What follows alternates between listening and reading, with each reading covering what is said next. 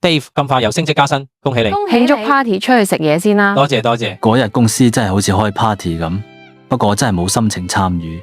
諗翻起1年前，我同 David 去見一個命理師傅，數字有靈氣，配合你嘅先天命格，做事自然順水推舟。我當時真係覺得老土，完全聽唔入耳，邊會估到幾個數字，就真係將人分出2條路。過咗2個月啦，David 簡直好似變咗人生大贏家，項目賺得盆滿缽滿啊，連拍拖都甜到可以拉得出唐詩咁。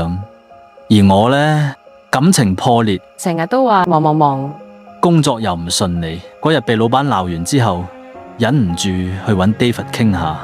David， 你新嗰個電話號碼真係咁神？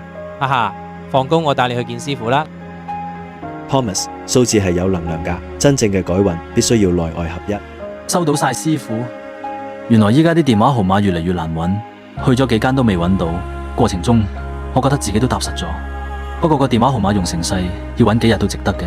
當揾到嗰一刻，我成個人由頭到腳都好似通咗電咁興奮，真係好神奇啊！換咗個電話真係如有神助，我喺公司 handle 嗰啲項目全部都大豐收，我仲建議公司開拓新市場，最後又幫公司賺大錢。而家我同 Sophie 嘅感情仲好過以前，我哋仲安排緊結婚添。依家為日日返工都好開心，同事們都話我運氣好。其實我改咗電話先明白，改變命運係先把自己從裏到外認真復盤，from change to chance。如果唔信又點會有變呢？